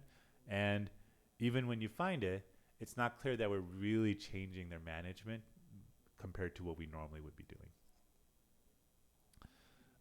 And so that is, hopefully there will be evolution of this space, right? We're still somewhere between traditional medicine, where everyone gets the same treatment, and some stratified medicine where, based on grade and stage and patient characteristics, we are modulating treatment somewhat. But we do not have, for localized prostate cancer, a precision medicine where, based on their mutation, we are giving very specific target treatments. And there's people doing kind of there's people playing with concepts of precision medicine-based localized treatments with like PARP inhibitor and for BRCA and whatnot, but it's still, I think, a ways away. But kind of speaking on that topic, for advanced prostate cancer, I think there is some degree of precision medicine that can be practiced. And specifically, there are two classes of mutations. There's the DNA repair gene mutations. And for DNA repair mutations, such as BRCA, ATM, those two, CHEK2, these ones come up most often. PARP inhibitors have been shown to be beneficial, and in a number of trials, not necessarily all prostate cancer trials, but actually specifically not all prostate cancer trials, but in general, PARP inhibitors with this set of mutations seems to be more effective. So that is why it's helpful to know in a metastatic population specifically that the patient is a carrier of one of these mutations. That's true whether it's actually germline or somatic mutation. And then it comes to the mismatch repair genes and microcellular instability, and then also the tumor mutation burden greater than 10. We didn't talk so much about that. That's kind of a more of a good gestalt measure. But for that, there's suggestion that immunotherapy may be actually more effective. Okay, and so wrapping up, genetic and genomic profiling is a standard care in the management of patients with prostate cancer. Most important prostate cancer susceptible genes are BRCA2, BRCA1, with kind of a host of other ones following, but really these are the ones that kind of help drive, and then some of the mismatch repair genes. Patients across the spectrum of prostate cancer qualify for genetic evaluation and implications for cancer surveillance, treatment, and family counseling.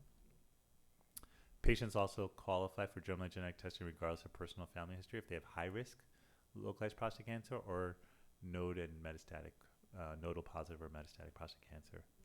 And lastly, precision therapies are now approved for prostate cancer in terms of the PARP inhibitors and immunotherapy. Okay, thank you.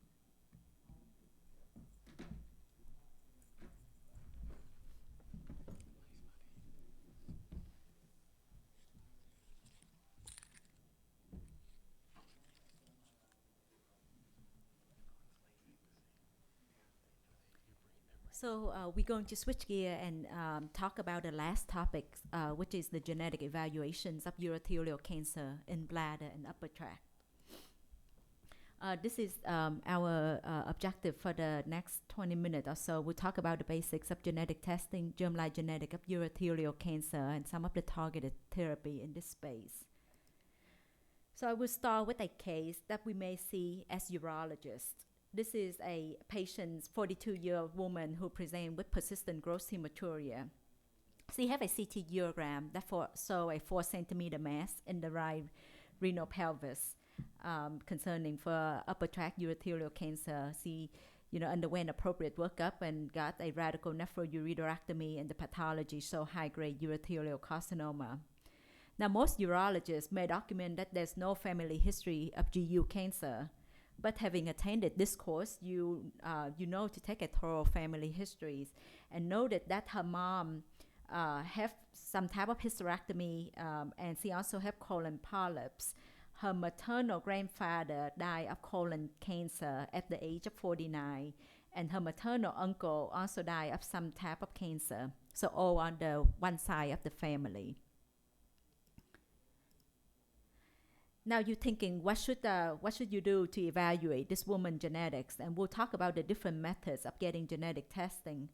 So just the basics of what you may get.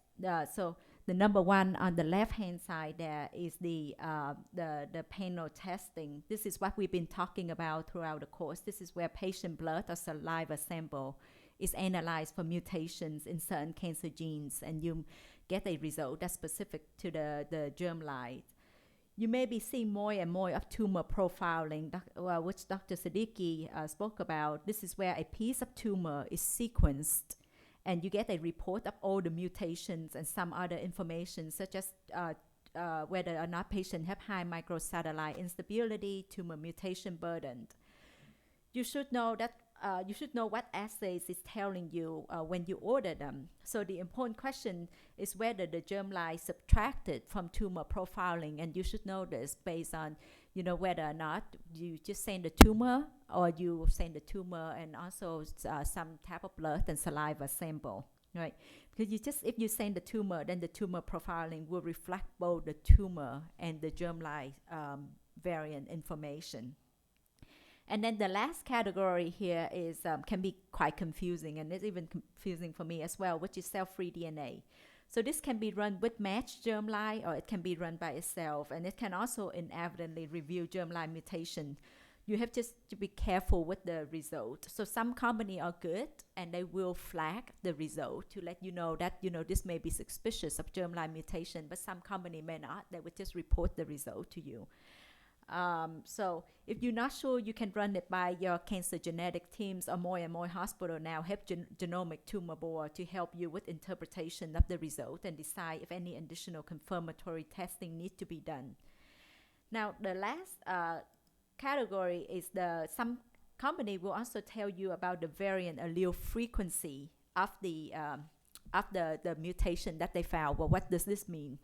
This represents the proportion of variant sequencing read with a specific genetic alteration. So say you have a BRCA mutations, BRCA2 mutation in the prostate cancer that you send for sequencing, and the variant allele frequency come back at about 50%. Well, that's really there's a high likelihood of it being in the germline versus, if you have like a CHEK2 mutations and the variant allele frequency is about 10%, that means 10% of the tumor that you send for sequencing have the mutation, which is less likely to be germline, right? Germline, you have like 50%. So this is also how sequencing company used to flag a mutation as being suspicious for germline. This is one way that they used to determine that. So now back to the case. You send this woman for genetic testing because she had early onset urothelial cancer, and she also had a family history suspicious for hereditary cancer syndrome, and sure enough, she come back with an MSS6 germline pathogenic variant, and that's going to make a difference in her cancer surveillance and also, in her children. So now I'm going to spend most of the remaining time on a hereditary cancer syndrome that we will most commonly see in our urothelial cancer patient as urologists, and that is Lynch syndrome. Right, so Lynch syndrome is by far the most common hereditary cancer syndrome seen in patients with bladder and upper tract cancer. Most of the some of the previous speakers talk about Lynch syndrome in terms of the tumor phenotype. It used to be called HNPCC, or hereditary non-polyposis colorectal cancer syndrome. This is the old term because it's really not about colorectal cancer only, right? It's a pan-cancer syndrome, include colorectal cancer, endometrial cancer, upper tract ovarians, stomach cancer, etc. While most syndromes are moving away from an individual name, this is one of the few syndrome that we still use an individual name in honor of Dr. Henry Lynch, who described the syndrome, and he's often credited as the father of hereditary cancer detection and prevention. Now, Lynch syndrome is an autosomal dominant disease. Almost all patients have a family history of cancer. It is rarely de novo mutations, unlike VHL, where 10 to 20% of patients may be the first in their family with a VHL manifestations. With Lynch syndrome, you almost always have a family history. It is caused by germline mutation in DNA mismatch repair genes, and as far as we know, there are 5 genes implicated in Lynch syndrome, which is the MSS2, MSS6, PMS2, MLH1, and IPCAM. IPCAM typically occur with MSS2 deletion. It rarely ever occur on its own. The hallmark cancer are really the colorectal and the endometrial cancer. So if you see a patient with urothelial cancer, the question should not be whether or not any family member of their family have GU cancer, right? You should ask if anybody in the family have colorectal or uterine cancer or any type of cancer, but really that's what you want to ask about. Similarly, if you see a patient with prostate cancer, you should ask about breast and ovarian cancer in the family. It's really not clinically relevant. To me, if there's a family history of kidney and prostate cancer, because they just don't go together. Despite being a rare cancer, upper tract urothelial cancer is the third most common Lynch syndrome associated cancer. Roughly 5% of patients with upper tract cancer have Lynch syndrome, which may be an underestimate, but that is typically what is coded in the literature. And Lynch syndrome can cause distinct tumor phenotypes, which is mismatch repair deficient or MSI high, microsatellite instability high tumor. So this is the data based on the NCCN guideline, which we use to counsel patients, and which is what insurance typically use to decide reimbursement and coverage per patient. So the risk of someone with Lynch syndrome based on developing an upper tract cancer through the age of 80 based on different genes involved is noted below. So it's a little, so if you look at like MSS2, it's a little silly to say that your risk of developing upper tract cancer is somewhere between 2% and 28%. But that's really because we don't have any.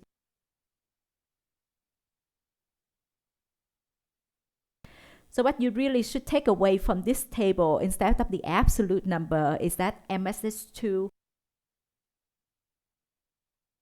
urothelial carcinoma. When you talk about patients with Lynch syndrome, you should really include what gene is mutated. Sometimes it drives me nuts when people talk about Lynch syndrome at tumor board as if it's one disease like VHL, and not knowing what gene is affected, because that's really changed how we evaluate the risk of Lynch associated urothelial cancer. And PMS2 on this table have the lowest risk of urothelial cancer association. So you should keep that in the back of your mind, that MSS2 and MSS6 have the highest risk of urothelial cancer, with MSS2 being the highest. So screening for Lynch syndrome, who should you send for genetic evaluation? For patients with a personal or family history of colorectal and uterine cancer, especially those with early onset cancer diagnosed before the age, raise a red flag. If your patient had personal history of cancer and an upper tract cancer or other Lynch associated cancer like stomach cancer, that should also raise a red flag and need to be referred. They need to be referred for further assessment. And I think tumor testing will become much more relevant going forward. Any patient with MMR protein deficiency or tumor microsatellite instability high need to be evaluated for Lynch syndrome. In fact, the AUA upper tract cancer guideline, which happening at 10 o'clock today, and I hope that you will come to that class too. But the AUA guideline specifically call for universal tumor testing of upper tract cancer with immunohistochemical staining, which the pathologist can do routinely as part of their tumor evaluations. It's cheap, it's available, it's well validated. Or tumor sequencing to determine mismatch protein deficiency or microsatellite instability. And they usually test for all four protein, MLH1, MSS2, MSS6, and PMS2. So in fact, at Penn State, I run the upper tract cancer registry and biobank, and my research assistant will bug the pathologist if they forget to do MMR, ISC staining on upper tract. And so our ISC tumor staining for upper tract cancer at Penn State is, almost 100%. If you have a mutation in one of the Lynch genes, essentially you are not good at repairing the DNA repeats. So you get these microsatellite instability. PCR sequencing is the old school way to do the testing, but now you can do it with next generation sequencing or tumor profiling. So when you have a tumor profiling, you get a report that the tumor is either MSI high, MSI low, or sometimes you get MSI indeterminate. The MSI high is the hallmark of Lynch syndrome. So what you can see in the diagram on the right side here, if you go based on MSI status or IC staining, you will capture most patients with Lynch syndrome. The tumor testing is much more sensitive than the Bethesda and the Amsterdam criteria. So now you're in clinic and you're seeing a patient with tumor, report that the tumor is MSI high. The current guideline is that a patient with MSI high tumor, regardless of what type of tumor that is, whether you see patient for urothelial cancer or prostate cancer. That's an automatic referral to cancer genetic for counseling and confirmatory germline testing. And this is the reason behind the evidence for the guideline. This study highlighted here. This is a paper published out of Memorial Sloan Kettering in 2018, where they evaluated thousands of patients who underwent MSI testing of the tumor, and they went back to everybody who have MSI high tumor and looked at their germline mutations. And here they asked, if you have a bladder or upper tract cancer that are MSI high, what are the chances that you have Lynch syndrome? I know it's hard to see on the board here, but the chance of Lynch syndrome is 38% for urothelial cancer. This is very high. In fact, it's one of the highest. If you have colorectal cancer that's MSI high, the chance of having Lynch syndrome is 19%. And if you have endometrial, that's an endometrial cancer that MSI high, your chance of having Lynch syndrome is only 6%. But for urothelial cancer that's MSI high, the chance is 38% that they have Lynch syndrome. And this is a series out of MD Anderson that showed the result of universal tumor testing in patients with upper tract cancer for Lynch syndrome. So as a baseline reference, there are about 150,000 new colorectal cancer cases and 66,000 uterine cancer cases in the U.S. every year. And those patients, based on current guideline, all of their tumor gets screened for MMR deficiency. But to 10,000 a year, and the incidence of Lynch syndrome in colorectal cancer or endometrial cancer is about 2 to 5%, but for upper tract cancer it's up to 5%. So it is at least to me very cost effective to screen all a patient with upper tract cancer for Lynch syndrome. And as I mentioned previously, the AUA agreed.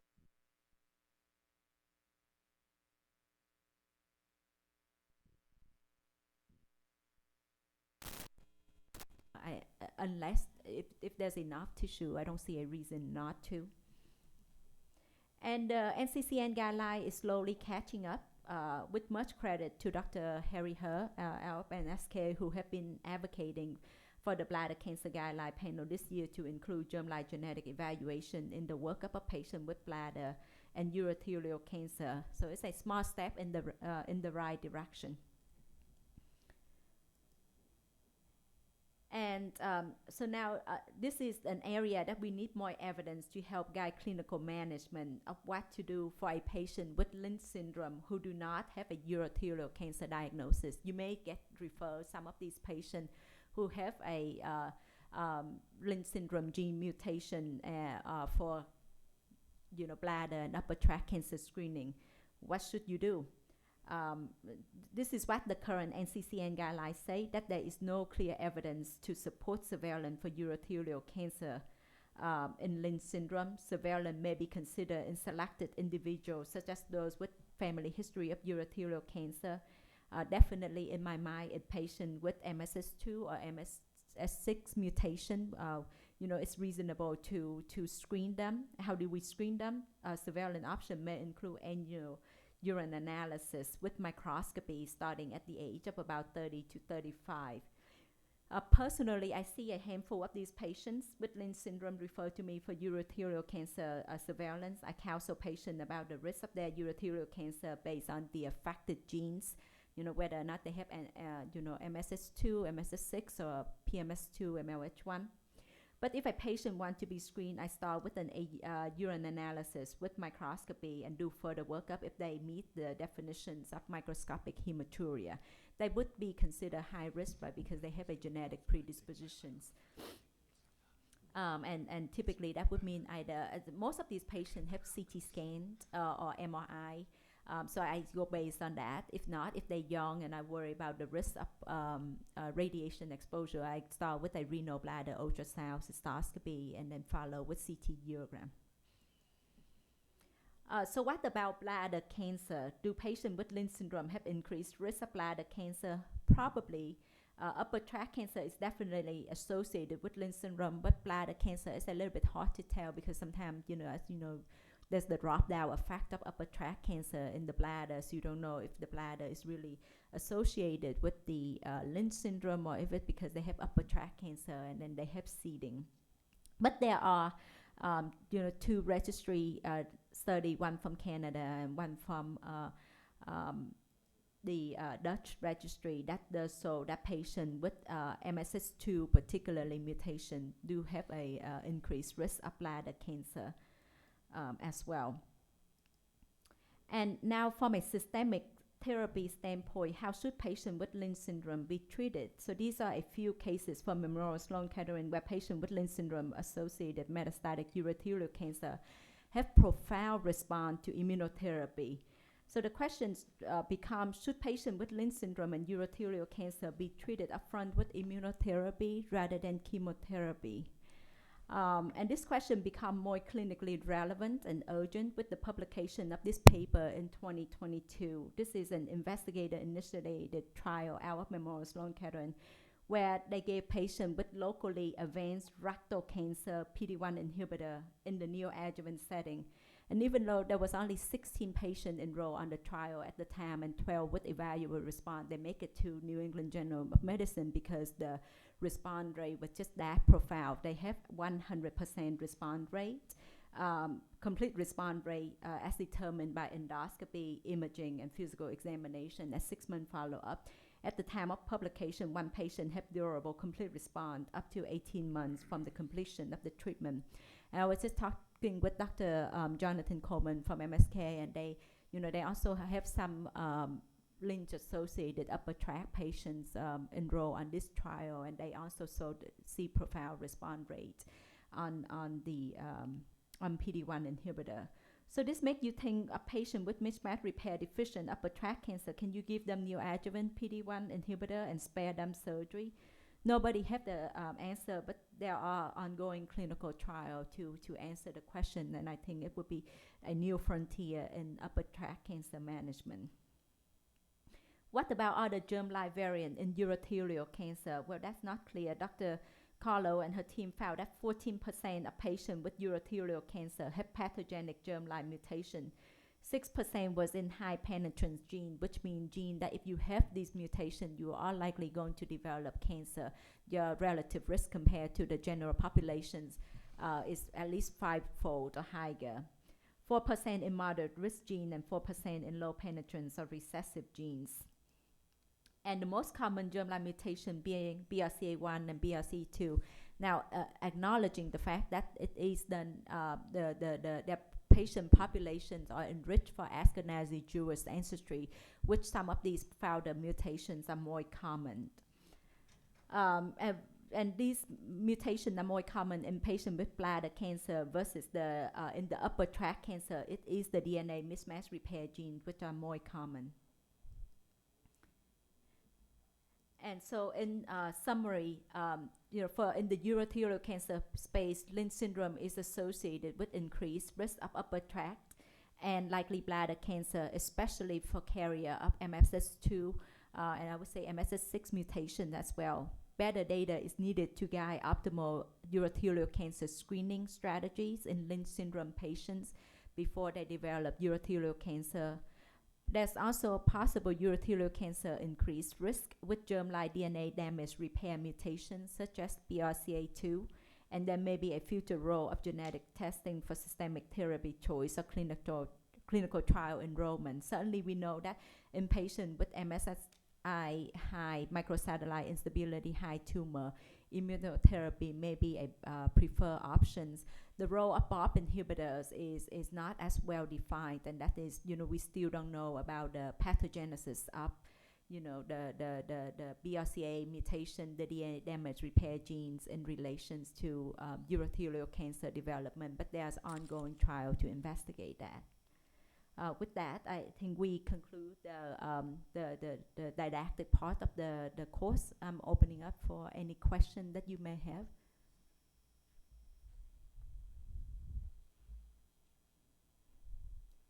Yes, Sri.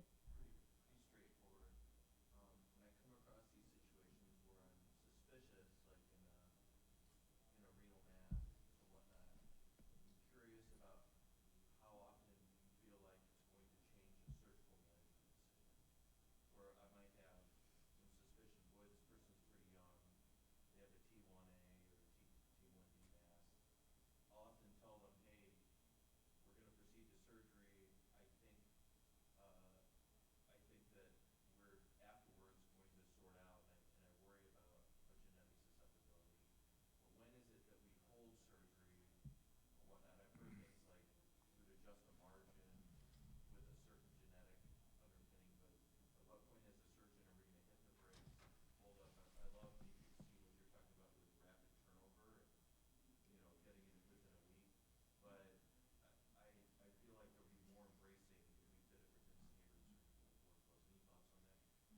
So let me just repeat the question, and can you turn on all of the panel things? So Dr. This probably this the question for Dr. Shuck to answer. But the question is, when does a patient with a small renal mass, when does their genetic information play into a role in their surgical decision making, right? Like precision surgery and really enough to hold off surgery. and when should you hold off surgery, get genetic information before you proceed with surgery, kind of like in breast cancer, which is sometimes. Yeah, I would say that if you have a large mass, you probably don't want to hold off on surgery. But we have plenty of people who have like a 2 centimeter mass and are like 25 years old, and you can wait the 3 or 4 weeks to get, you know, their genetics expedited. And we have plenty of great data that we could do active surveillance for Birt-Hogg-Dubé, hereditary papillary, VHL. So I always tell these patients, like, it's going to take me 5 weeks to get them on the OR schedule anyway. So I can get them, you know, genetic counseling with this rapid, you know, telehealth like the next day, and I can get the results back. But I would try to talk them down that you're 25, I could probably sit on this for years, and by the time it's ready, I say I'm going to take the buns out of the oven. There might be other, you know, other cakes that are ready to be blossoming, and I can take out 5 tumors rather than, you know, 1. Now, what about Sri also was asking about whether or not genetic information determine the extent of surgery, where you would take more of a bigger surgical margin, presumably for FH or SDH mutated tumor versus VHL. How? Yeah, I mean, I what think do in you a do with that? heroic partial nephrectomy, I mean, if you are examining the patient and they have like multiple leiomyomas or they had a hysterectomy at age 28, I have a couple young women who've had hysterectomies at age 25. Like, I probably am going to err on doing a radical nephrectomy because I don't want them to die from an aggressive disease. So if I do a partial, I really am not going to enucleate. And I enucleate almost everything except, you know, someone who has like HLRCC. I'm a little caution if someone has, you know, maybe suspicion of BAP1. Those tumors usually grade 3, grade 4. I feel uncomfortable getting right on the tumor capsule. Yes, sir. Yeah, it's a real question more towards Dr. Siddiqui. So with the interest now more and more in prostate preserving subtotal therapies, in a patient with a you know, suspicious family history, although the data is not there, from a practice standpoint, do you think it's a good idea to screen that patient with genetic for germline testing before making a decision to preserve a significant portion of the prostate? Yeah, I would say conceptually that makes sense. You know, No, that's what I'm getting at. Yeah. I'm not aware of any data yet there looking is at that. zero data. You know, every attempt to kind of figure out whether surgical outcomes is different. Like it seems like these patients do more poorly. So, but how one can change their management to change that. I mean, it's important to like recognize. I mean, the flip side of this is that if you were to take all patients with BRCA2 mutations and see how many of them get prostate cancer, it's still a small number, right? And so it's not an inevitable outcome, and other mutations included in that. And so it's not an inevitable outcome that they're going to have mutations, that they're going to have tumors. For focal therapy, for particular, you know, the thought is. The concern would be that is this patient more likely to have a multifocal tumor recurrence? There's no data on that. So, No, I know that. And so if conceptually, if we've got data that says that patients on surveillance who have a strong family history and do have a germline mutation, they've got a higher risk of progression. So conceptually, maybe they're not ideal for an enhanced surveillance approach, a focal plus enhanced surveillance approach, or if they are, they've got to be monitored much more carefully in terms of their follow-up. That's what everything boils down to. Exactly. Yeah, totally agree. Actually, Dr. Baker, along that line, in patients who, you know, have strong family history, but they don't have a high-risk prostate cancer, they don't meet genetic testing guideline. Maybe you can touch on, you know, for patients who are interested in getting genetic testing before a definitive management. What would be the cost or the coverage for those patients? Sure. No, so the one thing I did want to taking the family history, you know, we go out to third-degree relatives, so we're asking about great aunts and uncles, which in a busy practice is not always the, as far out as a practice would go in asking those types of questions. So many times we get referrals of patients where at first glance it doesn't look like they meet criteria, but when we really pull out the extent of the family history, they now do meet criteria.